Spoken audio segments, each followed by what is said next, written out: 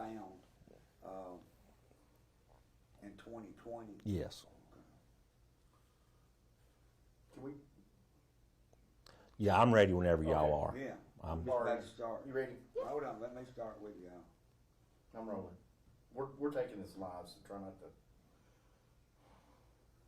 Y'all doing a live too? Yeah, two of them. Okay. So we're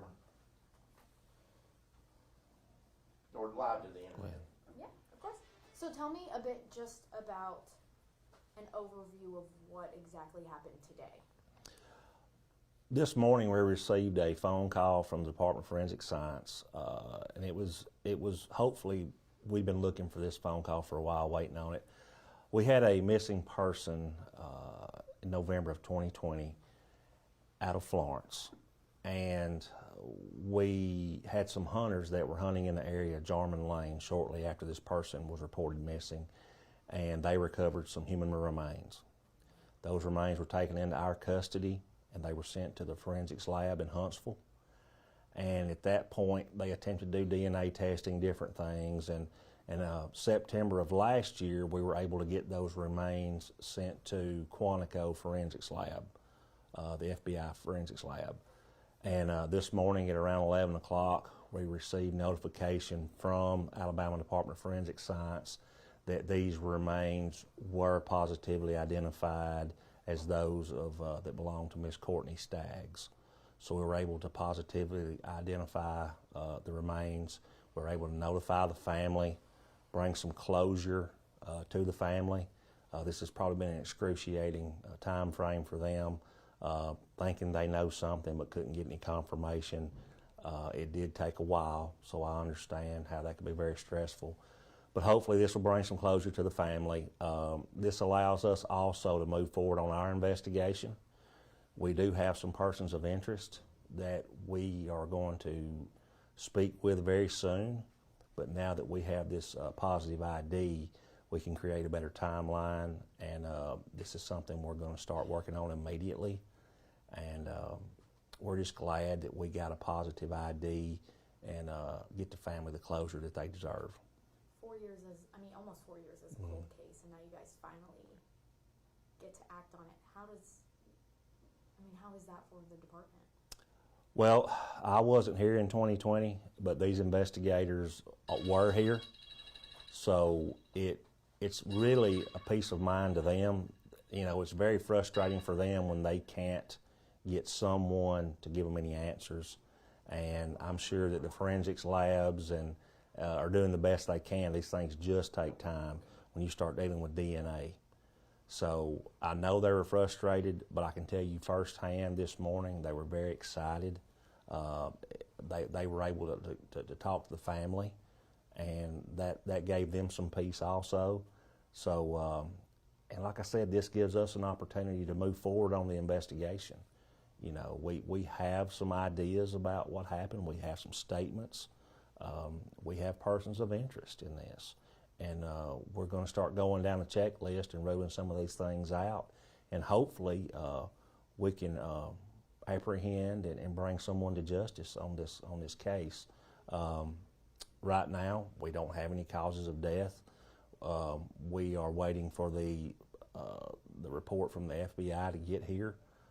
But like I said, we were notified today by both FBI and Department of Forensic Science a positive ID. So that's good, so we can move forward. How old was Miss Staggs at the time? If I'm not mistaken, at the time of her, when she was missing, she'd been 35 years of age at that time. So, Did any eyewitnesses? Did anyone see her that night? No, and it's actually the missing persons part of it is going to be a Florence Police Department investigation.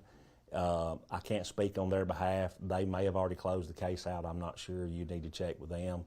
But I think we know that the missing persons report was filed with Florence City Police, and the remains were obviously located here in Colbert County. So that's how we got involved. And you know, we had a pretty good idea, but you never want to assume. You always want to make sure. And it's taken us 4 years to 100% identify the remains. So. Is 4 years too long to, what does that look like in terms of normal investigations for you guys? Well, you know, a lot of it just depends on what type of remains you have.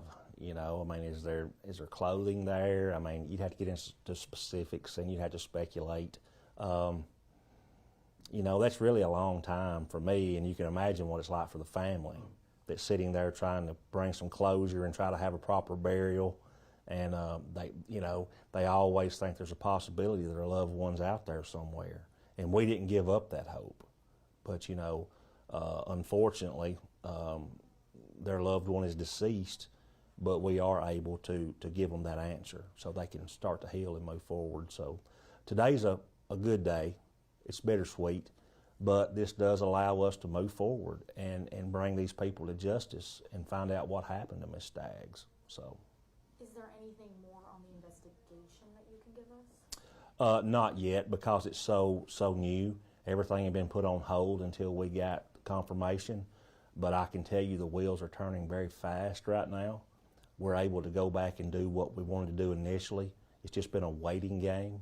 And I can tell you that our investigators are working now, along with their other caseloads that they have. So, you know, like I said, the family's aware that of what's happened here, and we've assured them that we're going to do our best to bring somebody to justice. It's probably going to be a multi-agency effort in this, anywhere from state to federal, neighboring counties. We don't know where the investigation is going to lead us. So hopefully we'll have some answers, but we're in a lot better shape today than we were yesterday, because we have a confirmation, a positive ID, and we're just going to work on it as hard as we can, try to bring some answers in. And I know you can't, I mean, obviously you just told us about the investigation, but do you think there was foul play involved? I would suspect, yes, I do. But, you know, we don't rule anything out. We always treat these type of things as if they are a homicide until we rule anything out. We always work it back down. So we're going to start working it that way, and we'll see where the investigation and where the evidence leads us to.